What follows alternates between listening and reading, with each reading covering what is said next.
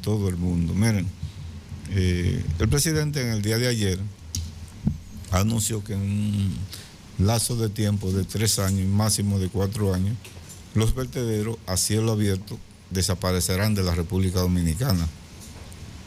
El problema de los vertederos aquí en este país ha sido una situación extremadamente difícil, en el sentido de que los alcaldes que hemos tenido en el pasado, en el presente y quizá en el futuro, no tienen una visión de las ubicaciones donde deben estar colocados esos vertederos. Por ejemplo, tenemos el caso de Puerto Plata. Cuando usted entra a Puerto Plata, que es la puerta de entrada a una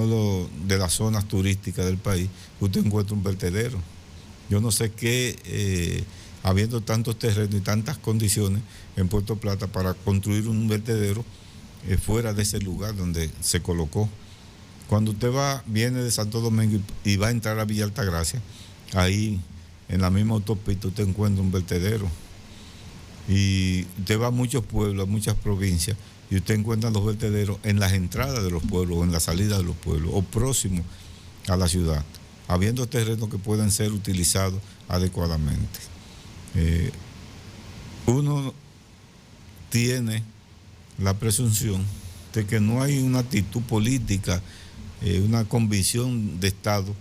para mejorar esas condiciones en lo que se refiere al problema de los vertederos, porque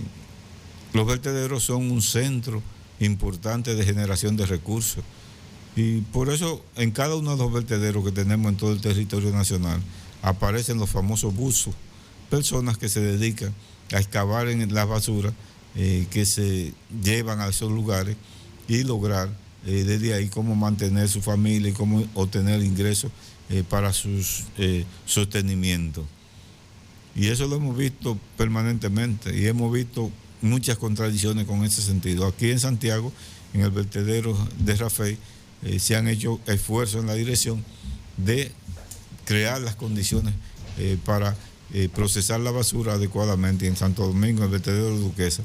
Pero no hay una política real con relación a eso. Hay muchas experiencias en el problema de la clasificación de la basura, que ahí es donde está el mayor problema. Primero, crear las conciencias necesarias en la ciudadanía, porque si no hay conciencia de la ciudadanía, de una u otra forma, no hay la posibilidad de producir una política adecuada de eliminación de los desechos sólidos. Y eso lo hemos visto porque ahí es donde comienza, cuando las basuras salen del hogar. Si salen clasificadas con el esfuerzo que deben de hacer los ayuntamientos, que son los principales responsables de eso, todos los ayuntamientos y todos los alcaldes son los responsables de eso, y la sala capitular ser la supervisora para que eso se haga, comenzar a crear la conciencia de la clasificación de la basura. Eso ha ido creciendo principalmente en las instituciones, donde te colocan 3 zafacones, 3 recipientes, donde te clasifica el tipo de desperdicio que tú debes colocar. Y eso debe de reproducirse en los hogares para que la gente comience desde el hogar a generar esa situación. Pero además de eso, que eso también le genere un cierto nivel de ingreso para estimular el problema de la clasificación de la basura. Porque, por ejemplo, Japón y otros países tienen el sistema de que cuando usted coloca botella, coloca una serie de artículos que ellos te dan un bono, y esos bonos tú puedes utilizarlos para el pago de los servicios telefónicos, para el pago de los servicios de agua potable, para todo un conjunto de situaciones, para el transporte, ya que el gobierno tiene una parte importante en lo que se refiere al problema, y negociar el gobierno con los ayuntamientos para ver cómo se articulan esos proyectos, de que la gente reciba algún nivel de incentivo para estimular el problema de que se adecue a un proceso de clasificación de la basura y sacarle recursos, porque a los centros de basura van materias, metales, plástico, productos naturales, que inclusive puede producir abonos orgánicos para generar esa situación. Pero no se queda ahí solamente. Por ejemplo, yo tuve la experiencia de ir a Nicaragua y ir a los vertederos que hay allá. Hay vertederos soterrados, pero de ahí sacan gas metano, que también son utilizados por la industria y por los hogares, que eso también es un centro de producción, inclusive en los digesores, que solo utilizan mayormente en los centros donde se producen cerdos,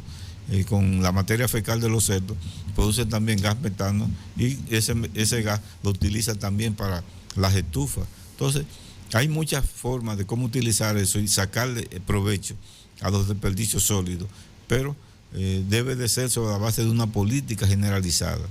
Lo que anuncia el presidente de que hay un fideicomiso en ese sentido puede ayudar significativamente. Hay un pelotero en San Pedro de Macorís que hizo el primer intento y está haciendo el primer esfuerzo para la clasificación de la basura, y eso es importante y es determinante en estos tiempos donde la contaminación cada día es más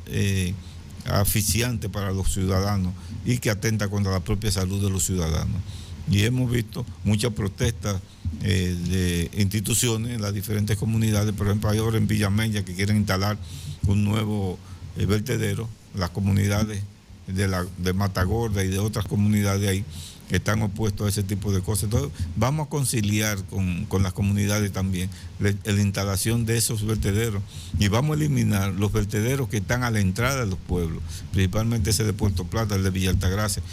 Cuando el vertedero de Villa Altagracia se enciende, y la humadera que se produce ahí es una humadera que evita la visibilidad y que puede provocar y que ha provocado accidentes en esa zona. Entonces, el gobierno, como cabeza principal del destino de la nación y control de todas las actividades en materia de Estado, los ayuntamientos, que son los dueños del territorio, los responsables fundamentales del problema de la recogida de basura, y los conciudadanos que también tienen eso. Entonces, vamos a abrir políticas de educación y de formación, porque nosotros tenemos el caso que se da en particular, y lo digo por la experiencia vivida en mi sector, que la gente cuando llueve toma la mala decisión de sacar la basura, tirarla para que las aguas se lleven esas basuras. Y esas basuras, ¿dónde van a parar? A la fuente de agua que usted consume, que usted como ciudadano la va a consumir. Y mientras más contaminamos las aguas de los ríos, de los arroyos,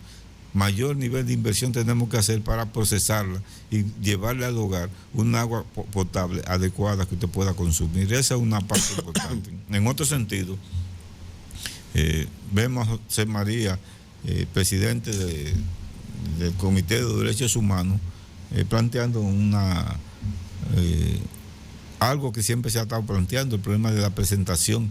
de la gente que están acusadas, que están judicializadas, a los medios, o por lo menos él dice ni siquiera dar los nombres de esas personas. Yo personalmente, y lo digo con mucha responsabilidad, nunca he estado de acuerdo en lo que se refiere a que no se diga, porque cuando usted es sometido a un proceso de una u otra forma, usted tiene cierto grado de culpabilidad y responsabilidad, que la Constitución de la República y los códigos de nuestro país prohíben eso. Pero hay muchas personas, por ejemplo, los hermanos de Danilo, no, eso iba a decir quiénes fueron los que estaban en esos procesos. Entonces, son de las cosas que hay que buscarle. Por eso aquí los comités de derechos humanos están muy desacreditados en la población. Los niveles de credibilidad que tiene la sociedad sobre ellos es muy baja. ¿Por qué? Porque siempre actúan en una dirección que la gente lo coloca en el imaginario de que solamente defienden a los delincuentes. Y hay muchos casos y muchas situaciones que el Comité de Derechos Humanos debe de asumir como parte de eso, porque no solamente el problema de que sometan a un delincuente o que los intercambios de disparos con esos delincuentes y la muerte de los mismos, sino que hay otras cosas que son derechos fundamentales establecidos en la Constitución y establecidos en la ley dominicana, que los comités de derechos humanos no asumen ningún tipo de posición frente a eso, como otras instituciones que son los defensores de un sector, pero en su actitud, en su comportamiento, son un cero, como es el caso de las organizaciones que defienden los recursos naturales, que a veces las cosas que ellos deben de fijar posiciones nunca las fijan, y a veces lo hacen para sonar en la opinión pública, para ganar rating en los medios de comunicación y decir que están actuando en una dirección correcta. Entonces, busquemos fórmulas que esas instituciones, como el Comité de los Derechos Humanos, no solamente se vea en el imaginario de los dominicanos como un organismo, una institución que al final de cuentas solamente defiende y protege a la delincuencia, sino que también sean instituciones que defiendan y participen de propuestas que integren a la sociedad dominicana en un proceso de claridad, y no solamente en la claridad, sino en el imaginario de que las cosas deben de hacerse como establecen las leyes, y darle seguimiento a eso, y que aquel que viole la ley, entonces usted participa en una posición fija, firme, para defender esos derechos que están consagrados en la Constitución de la República, en las leyes, y algunos que son prácticas cotidianas de los países y de los ciudadanos. Bueno, miren, con relación a las alianzas de los partidos, Ahí está.